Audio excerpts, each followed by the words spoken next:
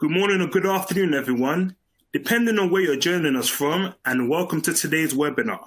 My name is Peter Ture from Business Review, and I'll be your host today. It is our pleasure to have with us Enexa, who will be presenting us on the webinar title, From Flowsheet to TensorFlow, Process Simulation at its Best. As we can see, today's guest speakers with us will be Dr. Joseph Petek, who is the Manager of Commercial Operations, and we also have with us today Dr. Peter Pector, who's also the Managing Director. Joseph, over to you. Thank you, Peter. A warm welcome to the audience. My name is Joseph Petek, and I'm very pleased to introduce you to our technology, which we want to present in this webinar, From Flowsheet to TensorFlow. First, a short overview of the content of our webinar. I'll start with a very brief introduction to the company, and then I'll give some insight in the first principles of modeling that we apply with our heat balance software tools. Then Peter Pector will take over to demonstrate new technology which we have developed to further improve the quality tools we are using. And finally, I will give some application examples, real-life examples, and I will conclude the webinar with an outlook. So here we go. Enexa, the name of our company, is an abbreviation. Actually, it stands for Energy Expert Software Applications. And this clearly describes the purpose of our company. We are energy experts. We are using software, but we are also developing software applications for expert users worldwide. On the picture, you see our team.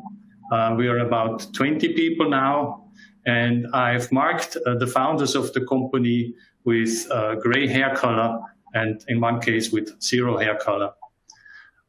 As a short elevator speech on what we are doing, we provide expert consultancy and software systems for the power industry. Who are our customers? We have customers worldwide, and project locations and customers are shown on this map. And as you can see, the range goes from the West Coast, from the USA to Japan, so all around the globe. The red dot in the map indicates our company location. Head office is in Austria, in the center of Europe, near to the city of Graz.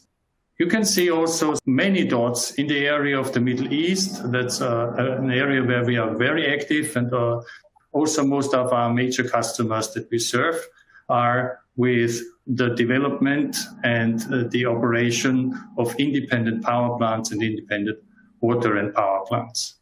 Companies, big names, Japanese companies, or the local Saudi Arabia, Aqua Power, Mitsubishi, and others. But we also have customers on the heat balance software that we are producing. Big names here, GE, Ansaldo, Mitsubishi as well, Mitsubishi Power. And we have customers on the consultancy portfolio that we have, like voestalpine Steel Mill of Austria, OMV, or also Aqua Power in some cases. On the next slide, to extend my elevator speech a little more, our portfolio, consultancy based on thermodynamic simulation. In this, here we work to advise our customers on new plant, conceptual design of new power plants, plant modifications, and we are also consultant to large tenders. So we support bidders as technical advisor for large infrastructure projects, as I mentioned, in the Middle East or Southeast Asia. Those large infrastructure projects are set up as public-private partnership projects governed by long-term power purchase or power and water purchase or water purchase agreements.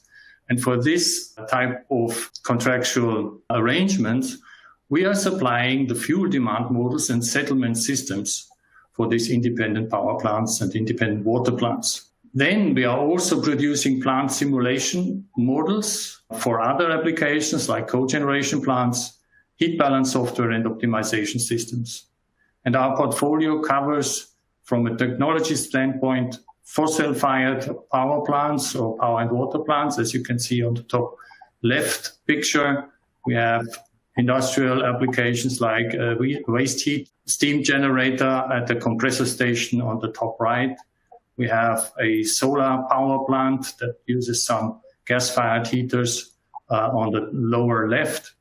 And we are also working as a technical advisor in new technologies, like shown here with an electrolyzer unit that is integrated with renewable power sources.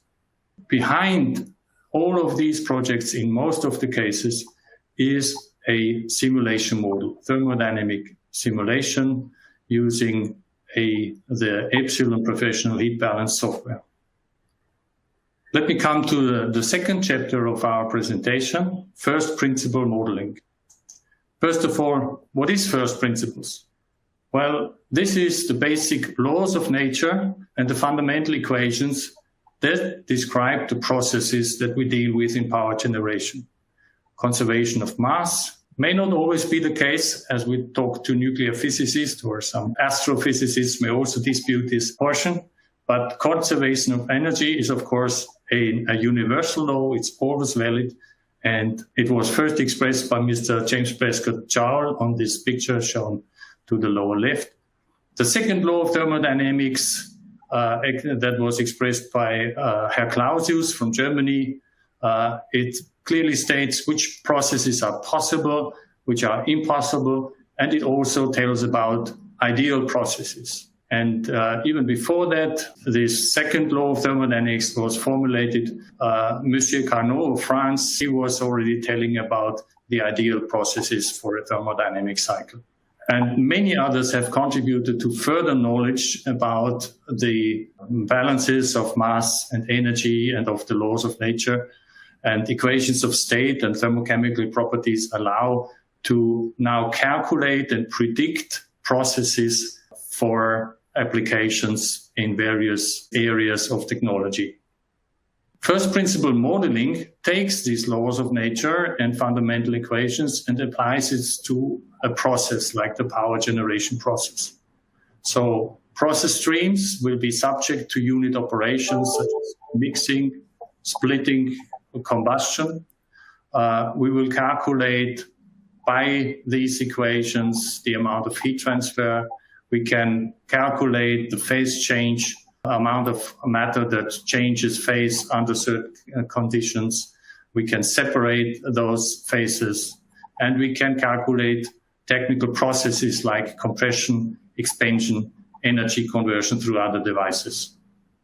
Very important add-on to those equations is that in real life, of course, you can never achieve what the ideal laws of nature express.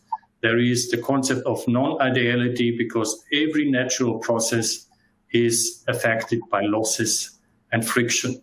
So relative to the ideal process, there's always some adjustment to be made in order to match actual achievable technical processes. And this is expressed through losses and efficiency numbers.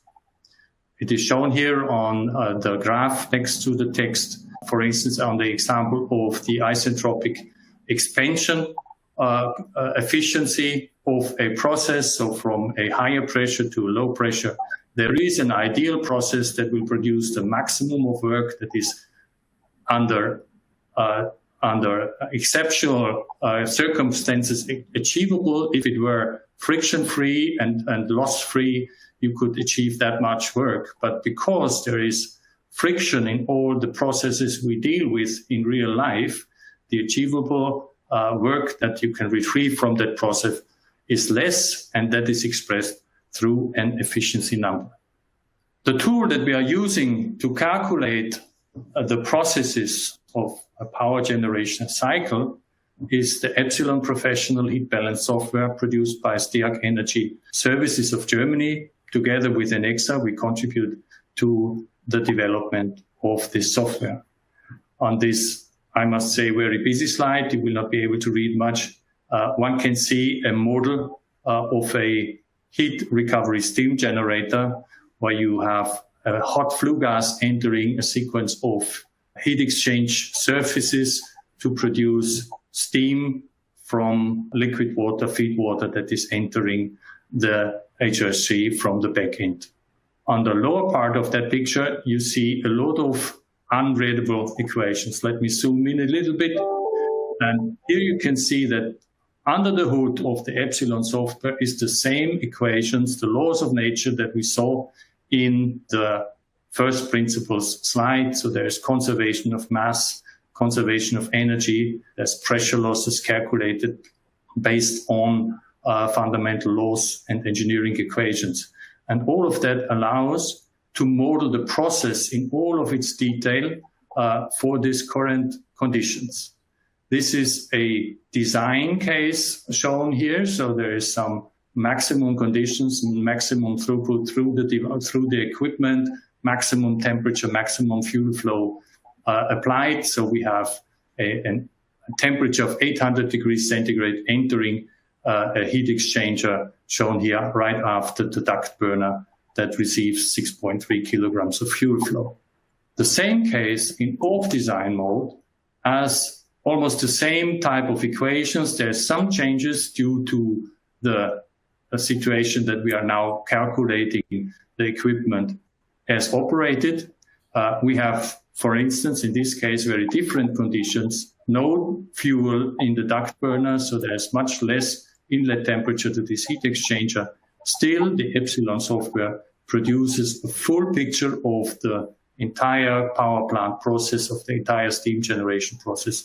The state variables for every process steam are calculated based on the underlying equations. The heat release diagram of those two cases that I showed in the slides before explains more about the complexity of the situation and gives you some insight on the amount of information you can receive from the Epsilon calculation. The top lines that you can see are the flue gas lines. So there's a red and a purple line that represent the hot flue gas entering the HRSG. The top line actually makes a large step from about 500 degree to 800 degrees centigrade. That is exactly where the duct burner is applied. Now, below these flue gas lines, you can see the water coming in from the right-hand side and being heated up in economizers, evaporated in evaporators, and then overheated, superheated to the exit. The off-design case doesn't use the duct burner and has a much lower incoming energy, so much less steam is generated. Design versus off-design in the underlying equations in the Epsilon software is treated through very accurate and adjusted model equations. So you don't have to care and do much of adjustment to the result of Epsilon.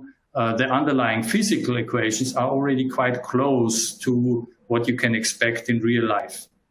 So in this example, for instance, comparing the design versus the off-design case I was just showing, there is a difference in flow, difference in temperatures in all of the cases. And the result of the off-design calculation is a relative heat transfer coefficient. So a number that is lined out here with the red frame. In the design case, everything is at design conditions. And because there is different ratios of flow and temperatures in the off-design case, the factor that is applied in the calculation on the product of heat transfer coefficient times area is 0.79, approximately 0.79 versus a 1 in the design case. So the software inherently calculates the effect of changing operating conditions. These equations can, of course, further be adjusted through performance factors, as you will see soon. To summarize my introduction of Epsilon, Epsilon is a heat balance software that is already under development since more than 25 years. It is used by original equipment manufacturers, utilities, engineering companies, and R&D companies worldwide for various purposes, conceptual or basic design, monitoring, testing, many other purposes. It is developed by a European development team, 7 full-time employees working on the continuous development of the software. The number may not sound very big, But in fact, for this type of special tool, this is a very large team. And the process for development of Epsilon is, of course, under a rigid quality management system that is ISO 9001 certified. And very important, actually the biggest differentiator to most of other software packages available in the market, we have a challenging in-house use of both STIAC and NXA. And this can be in one word, one short sentence, which I use to describe the quality of our work. We eat our own cooking. So we are actually doing consultancy work, producing tools with the Epsilon software, and we have to make sure that it works for all purposes under very challenging conditions.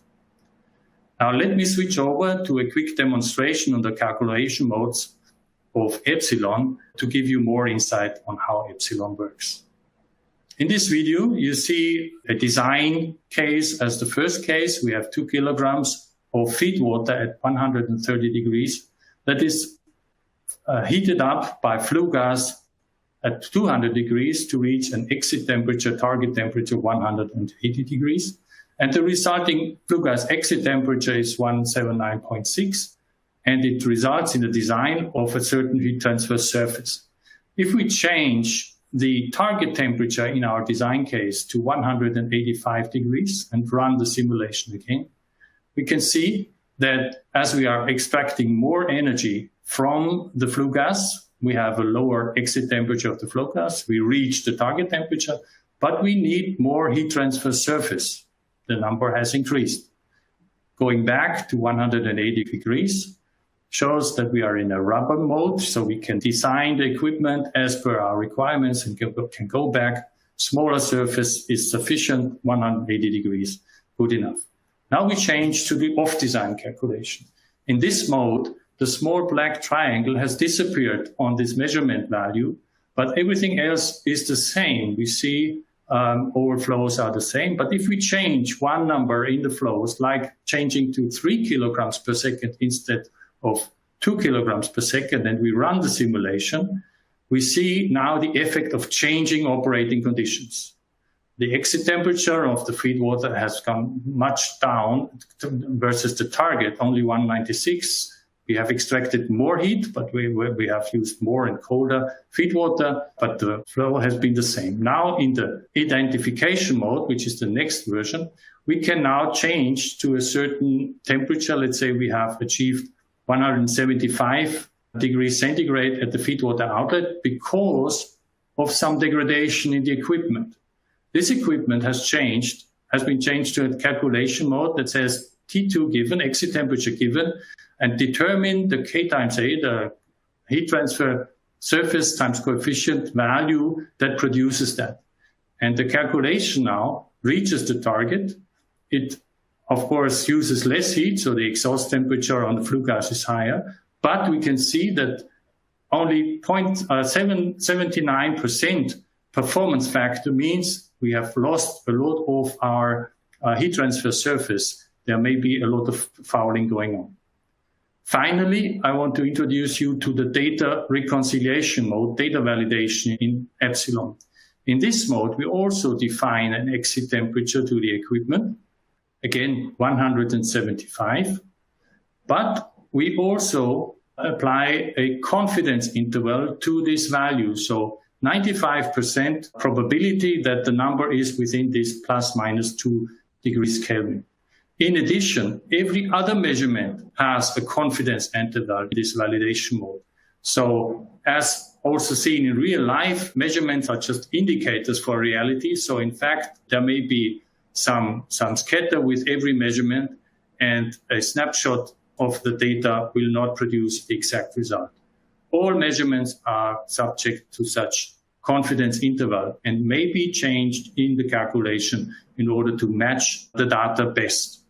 Now we run in a validation mode, which means that the software tries to find the best match with all measurements depending on their confidence interval. And the result is that we don't receive a target temperature of 75, but 177 degrees centigrade, the respective exit temperature, but all other data also on the input data, inlet data have changed, And depending on this current hidden mass balance, we receive a result. And this criteria of equation 140 has a value of 4.11, which gives an indication on the quality of all measurements. If we change now the confidence interval of this one measurement that deviates from the design balance most to 5 degrees and rerun the validation, we can see that the validation process comes much closer to the expected value of 180, so 179.3, and a resulting performance factor that is much better. And all other calculations come closer to the expected value. Sum of least squares calculation produces 1.11, so it's already a very good fit. Finally, if we check the system, if it can reach the target, 180, this is the number for the new and clean equipment, if that was measured in the real life and we run the validation, it can be absolutely matched. So this case shows, again, if you look at the performance of the heat exchanger, the performance factor is 1. So it would mean new and clean performance, and least squares, sum of least squares is 0. So this type of calculation is applied, for instance, in performance monitoring applications. Next, I want to hand over to Peter to tell you something about advances in modeling technology that Nexa applies using the Epsilon software. Well, Joseph, thank you very much. What Joseph right now has described, our tool, our calculation tool, Epsilon, and the purpose of his talk, I think, was proving to you that we are using first principles. But in this webinar, we have come to tell you what needs to be done to run many, many cases, like to run simulations with big data that we are talking right now. So to be able to do that, we need to be able to scale up and scale out our calculation jobs. That means that what Joseph demonstrated was running on his desktop computer. We need to have something that allows us to submit those runs, to farm it out to a server farm, to some other computers, which would then allow us to free up local resources and applications on our own computer. The system must be able to handle hundreds of thousands of runs safely, and it must allow the user to keep track of all errors and warnings, and it must give us direct access to the model for root cause analysis. So, of course, we have developed such a system at Nexa, which I'm going to explain briefly here. The central to our distributed calculation technology is the calculation service running on some server, which is in a position to receive many batches of defined simulation runs, and it is in a position to farm it out to many calculation nodes, farm it out to large servers, and to parallelize the calculation so that many cases can run in parallel, just to shorten the time that it takes until we receive the results which we need for other purposes. So right now I have prepared a little video where I'm showing an Excel table right now. Of course, as I mentioned, we need to have a data container. I'm using Excel right now to demonstrate because it's easier to show you what's going on. Although Excel is not as suited for big data, but this little sample has everything that we need. Like each of these columns here specifies a controllable parameter, what is designated with specification. Those are input values. Then you see results values, so those are the values that come back from the simulation. And one line here is representative of the data associated with one simulation run. Right now we have also a Excel interface to the Epsilon model. If I use that, click on this here and say open in Epsilon. What's happening right now is that the interface collects all the input data, submits it to the Epsilon model, loads the Epsilon model into the memory, and here it is already. You see this is ready, and then you can run a simulation just to see what the results are for this set of inputs. It was quite quick actually. 138 iterations and 1.2 seconds. The number 1,228 is milliseconds. So you can see this model is a quite extensive model. Like there's 5 sets of gas turbine HRSGs delivering steam to a common header, HP header, LP header, and off of this header, there's 2 steam turbines who drive off this steam. Each train of these gas turbines, you see there's a little bit difference between these gas turbines, although same make and same size and same style, but there's slightly different numbers. So that means each of these trains is tuned to the acceptance test performance of this particular individual gas turbine. It is a full model, fully developed, and you can see that from the tree view. Those little brown blocks, those are sub-models, and when you click on them, you see there's a fully developed HRSG with all the heat exchange surfaces, just the way Joseph has shown it before. So that you see that I'm not cheating. There's another one. This is representative of HRSG number 5, and from the simulation run I did, it contains all the data, like the QT diagram, which is the heat release temperature profile. Again, just derived from all of this simulation data. Let's just have a brief look at the steam turbine. You see very detailed, there's stage groups with leakage flows and seal steam regulator. Well, so you see this is a fully developed model, a physical model. I'll briefly show you how to control it. So we have here input fields for gas turbine number 5. I'm going to set it to 0.5 load level. So I set this gas turbine to 50%, while all the others remain at 100%. Still very fast, 1.2 seconds. And although this is some substantial change in the setup, I can even switch off the gas turbine, running it again. In any event, you see this is working stable, safely, and now I would like to go back to my little database, to the spreadsheet. What's the purpose of this one? Here is I have used to do a couple hundred runs to map out the performance of this plant. What you see here is the performance map, as we may call it. On the x-axis, there's the net power in megawatt. On the y-axis, the corresponding heat consumption on the LHV of the fuel. And those lines you see corresponding to the different configurations that are possible for this plant: 5, 4, 3, 2x2, 2x1, 1x1 gas turbines. So this performance map is valid for an ambient temperature of 15 degrees C.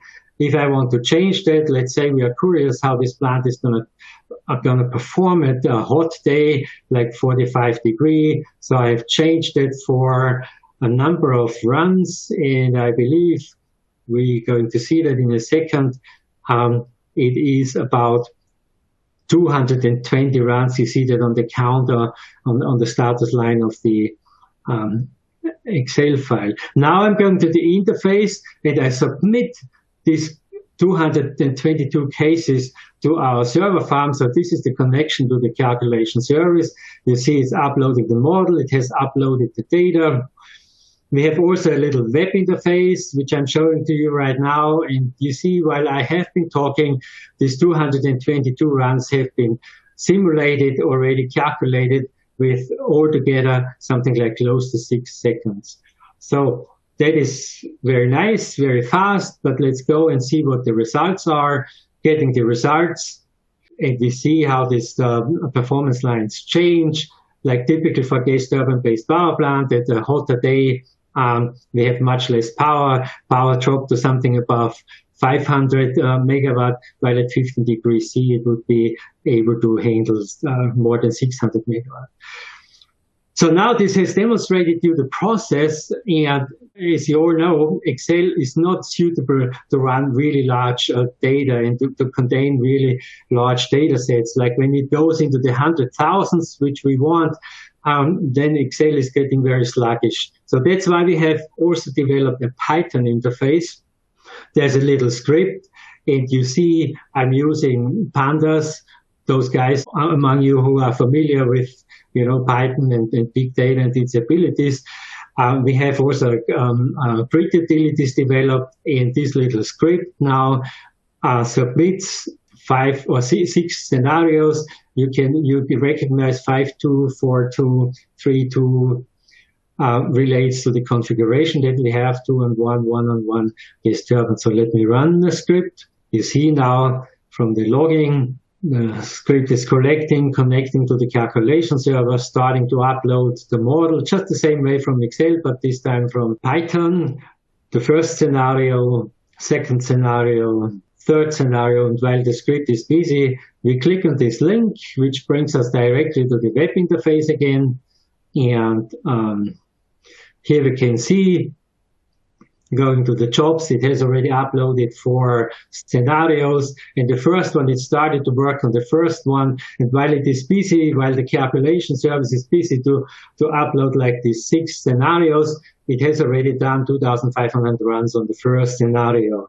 You see 2,500 out of 5,300. Altogether, this will be 32,000 runs, which we are watching now being executed.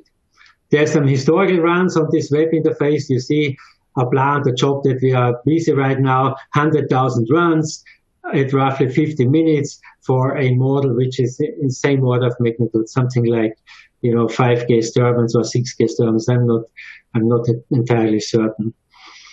You see, I don't have you waiting for this because I think this whole thing takes about 6 minutes. We don't want to sit here, so I pause my record a little bit and we'll be back momentarily. So this is the moment where the calculation service gets done with the jobs. Those are the last jobs, 5,322 runs out of the last 5,328 runs, and each scenario less than 2 minutes, altogether about 6 minutes.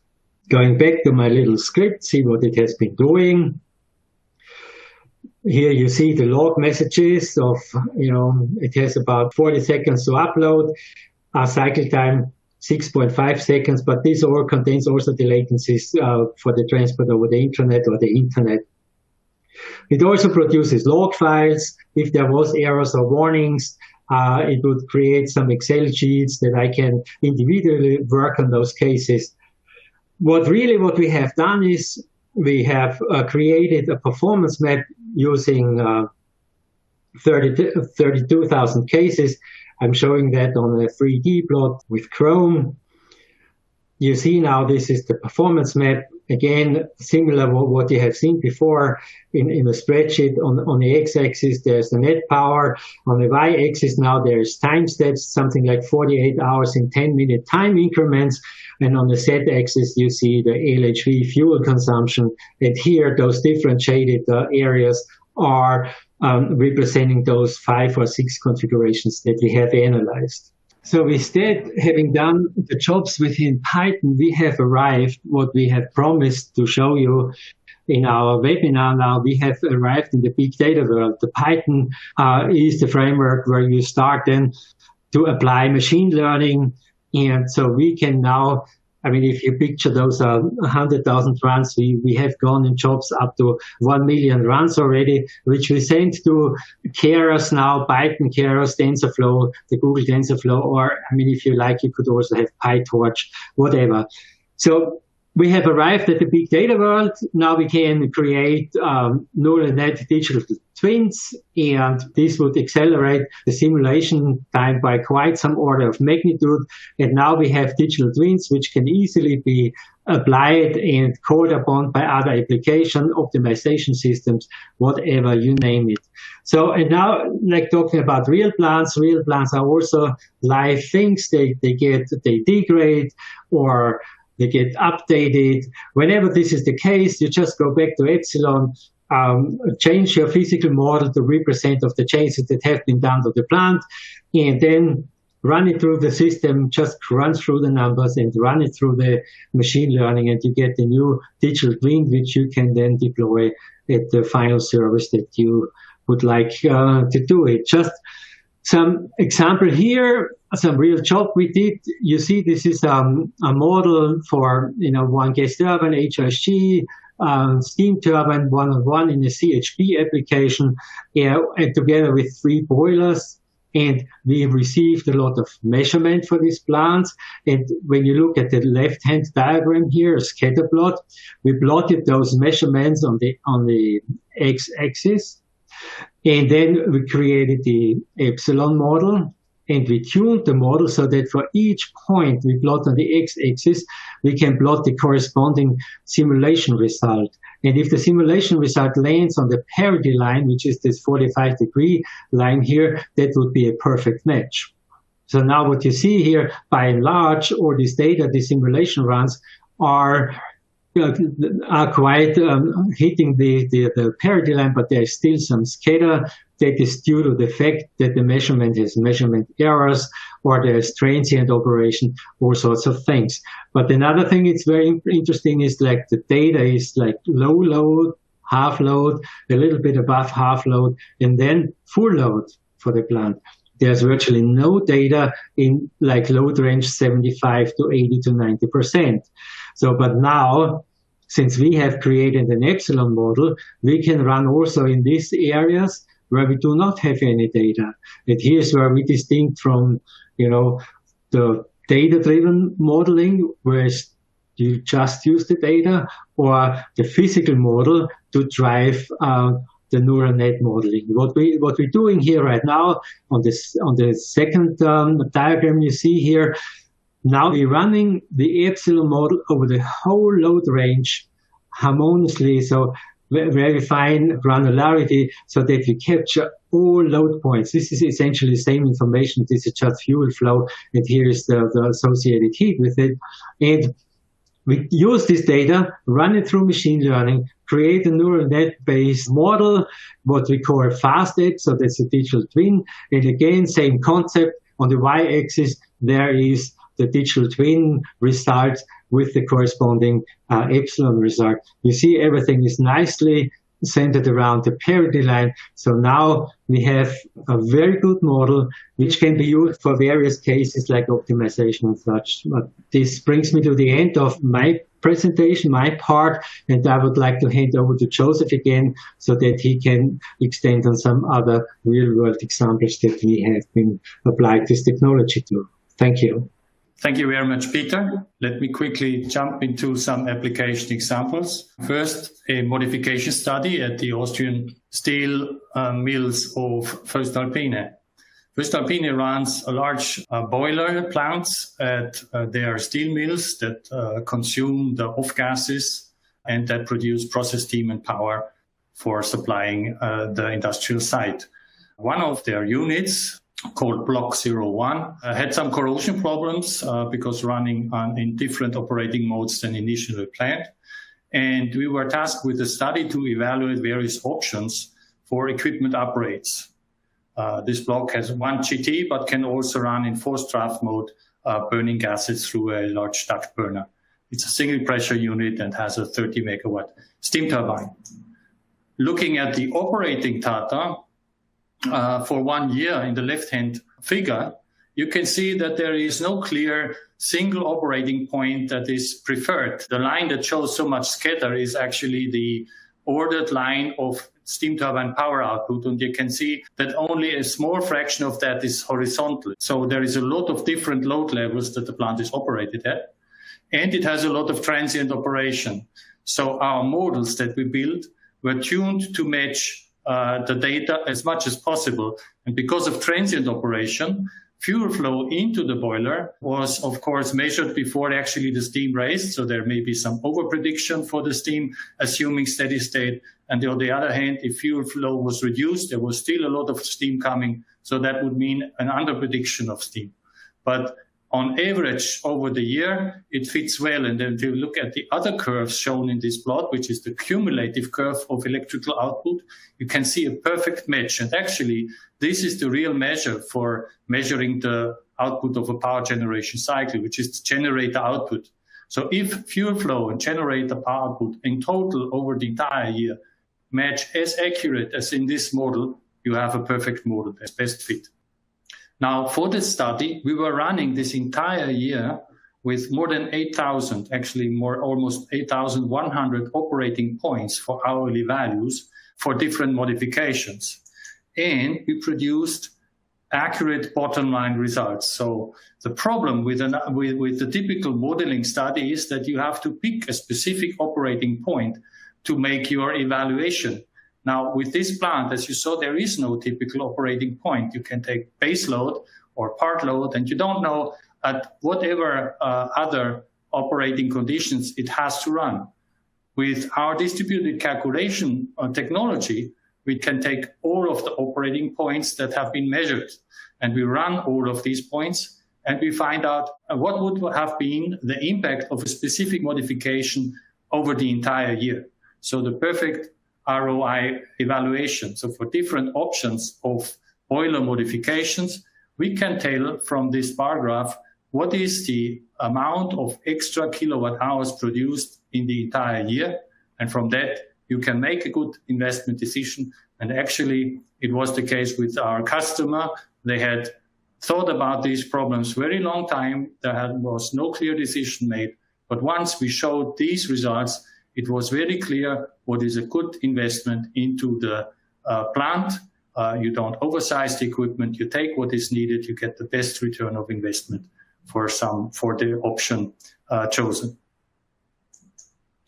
The second example where we apply the FastEBS technology is operational optimization. And on this slide, you see an aerial view of the Jurong island of Singapore, which has a lot of different companies supplied by the local utility Sembcorp through various plants. And in such a large plant with so many generators, it is very complex, a very complex situation, and you have to still maximize fuel efficiency to maximize profit.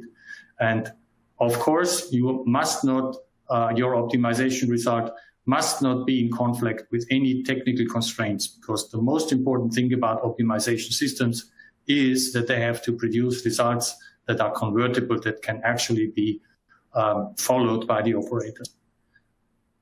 I look at the epsilon models that we produced, and on the right-hand side, there's a long list, which due to the restriction in time, I cannot read out, but there is many plants, many boilers, and a lot of complexity in running the plant. These models were all turned into FastEBS models so that we can run an optimization solver. It's actually a genetic algorithm that we're running for this application to evaluate the cost function, which not only includes costs of operation and revenues, but also penalizes on the technical constraints. And in this optimizer best cost run chart, you can see that over the 120 seconds shown for the calculation time, the result of this cost function is consequently reduced. First, quickly, there's some resolution on constraints management, but after a minute, we already reach a very good result. And to explain the complexity of this optimization task, we are talking about 27 set points with 194 constraints, 80 of which are specific steam conditions for the customers of the utility.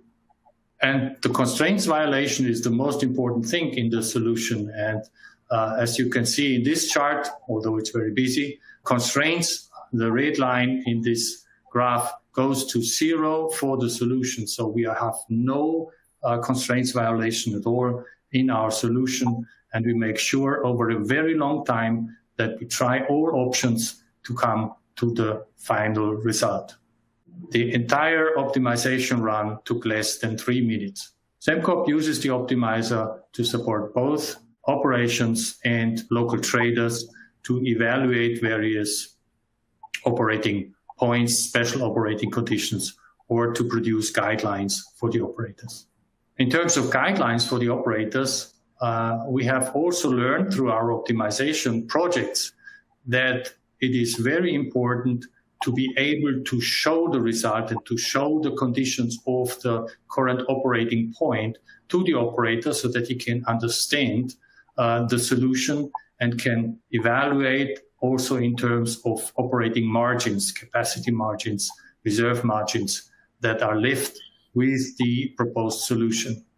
And the tool also works actually as a manual tool for more simple projects, more simple applications, without an optimization system at the back end as well. It looks like shown here in this following slide, and it shows the operating map of the power plant. So there is two trains of, in this case, it's a district heat power plant, but that could also relate to steam export. On the x-axis is the power output of the plant. On the y-axis, it's the heat output, referring actually to steam output from the steam turbine extractions to produce the district heat.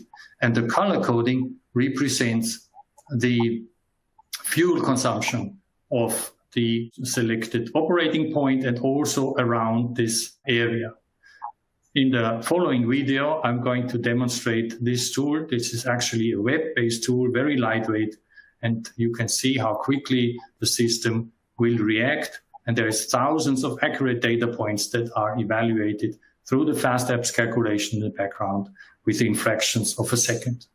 So this is now the live view to the system. You have on the top ambient conditions and on the x-axis power output and the fuel consumption. You see when I mouse over, you can see the tooltips as well as on the scale on the right-hand side. There is exact numbers. There is two indicators for current ambient conditions and live ambient conditions and selected ambient conditions.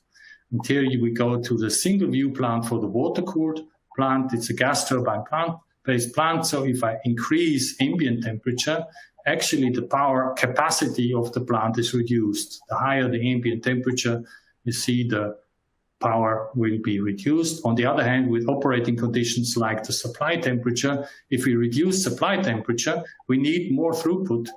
And of course, for the same megawatt output, and that is limited by the flow limit of the pumps, in both cases, return temperature or supply temperature. And the graph, the performance map of the plant immediately responds.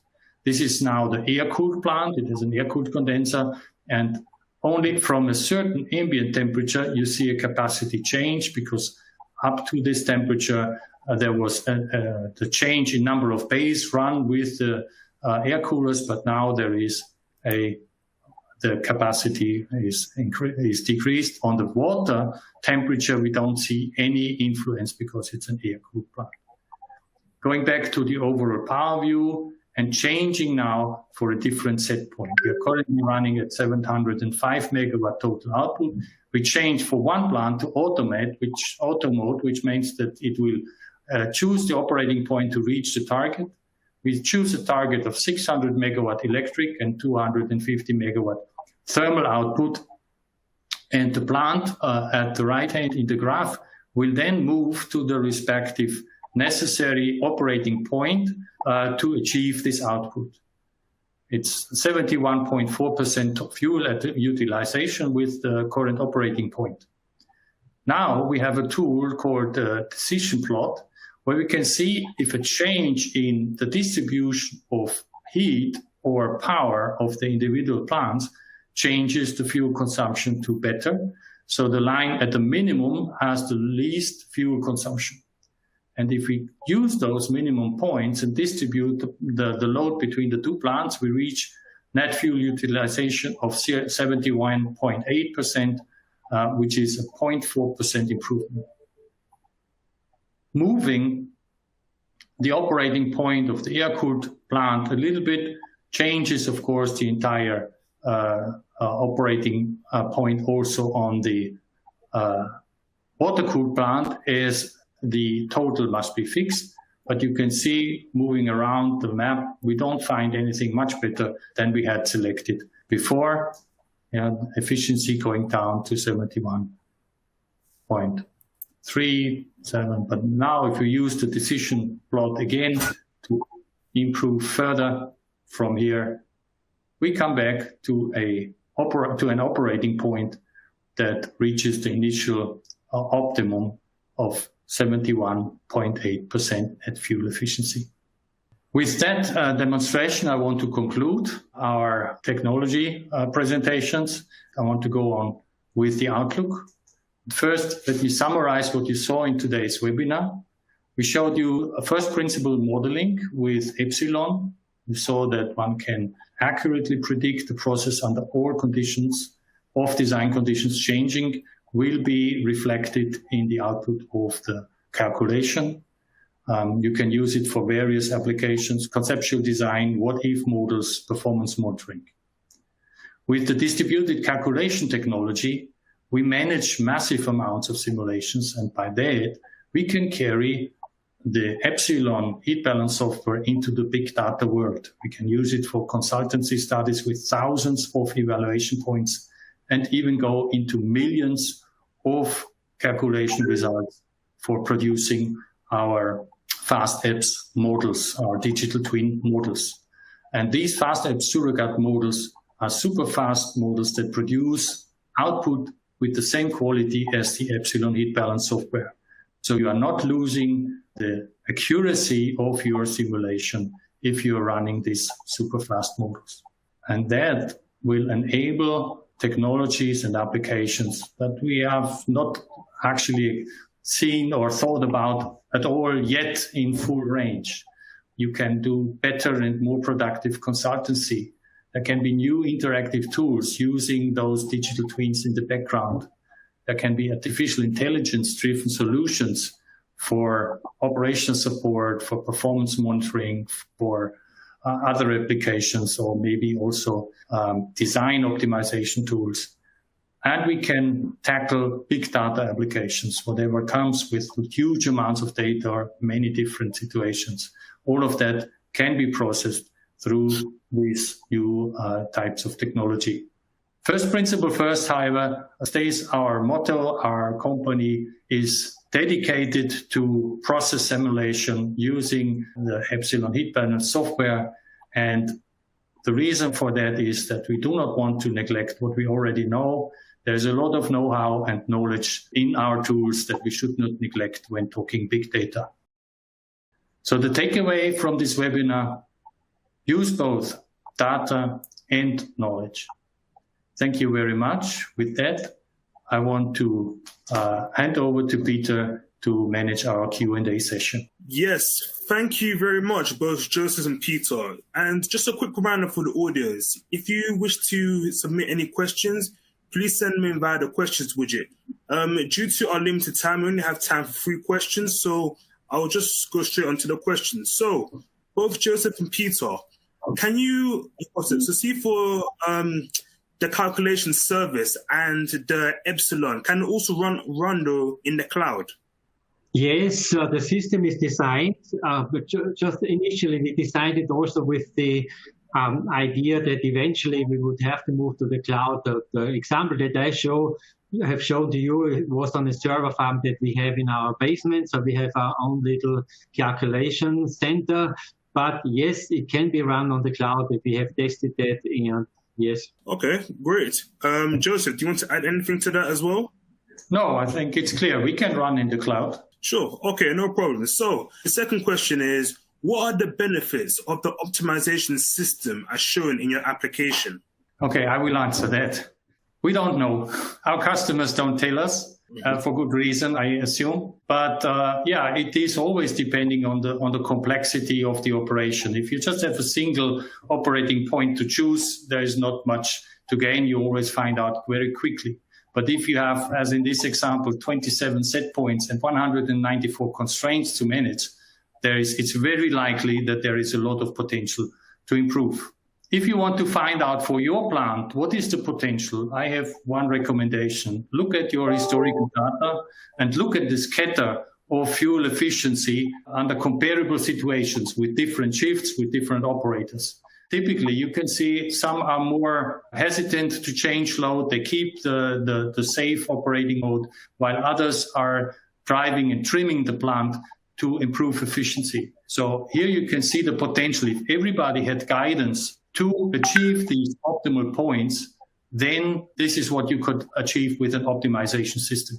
The important point is that the operators are confident that they can run this proposed operating point. And because we actually are within the limits of all technical constraints, they can follow our advice.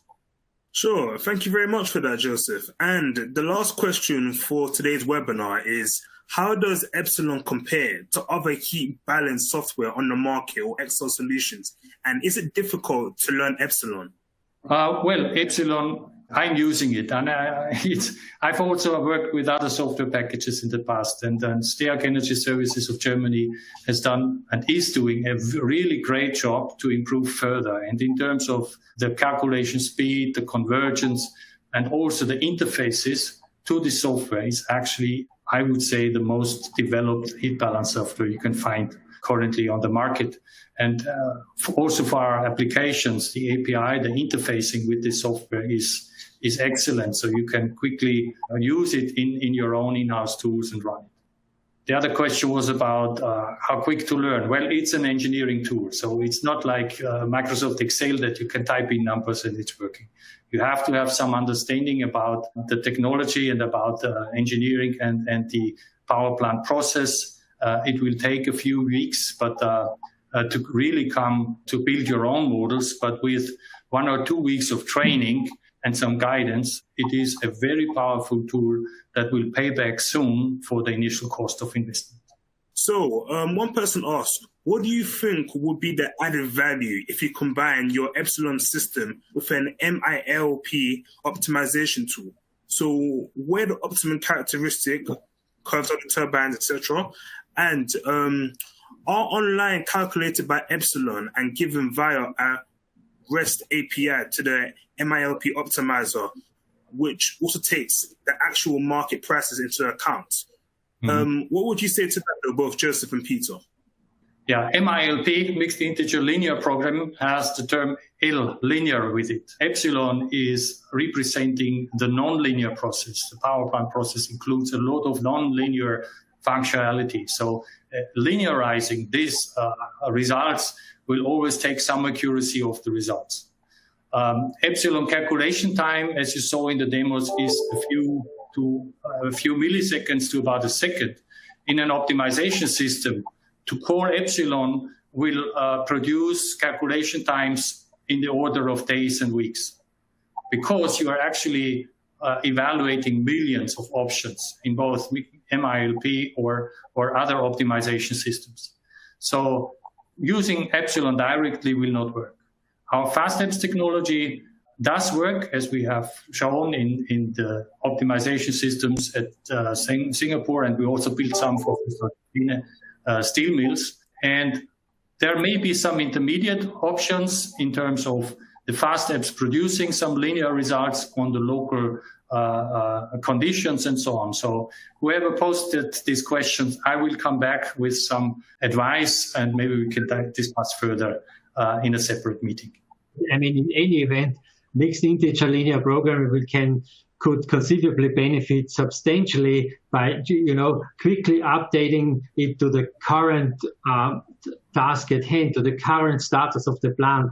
You do not rely on curves or linear approximations that you put in at some point in time, but this can be updated very quickly, and that's why we believe that there is a big benefit.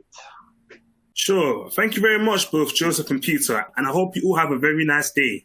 Thank you. Thank you very much.